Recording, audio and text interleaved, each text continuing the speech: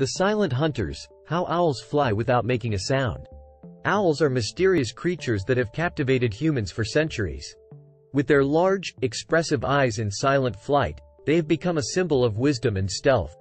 One of the most remarkable things about owls is their ability to fly without making a sound. The secret lies in their unique feather structure. Unlike most birds, owls have feathers with fringed edges that break up the sound waves created by their flight. This allows them to fly almost silently, making them deadly hunters in the night. But how exactly do these specialized feathers work? Owls have three main types of feathers: flight feathers, contour feathers, and down feathers. Flight feathers are the large, stiff feathers on the wings and tail that provide lift and control during flight. Contour feathers cover the rest of the body and give the bird its distinctive shape. And down feathers provide insulation. But it's the fringed edges of the flight and contour feathers that make all the difference. The fringes are made up of tiny, hair-like structures called phyloplumes, which are much finer and more numerous than in other bird feathers.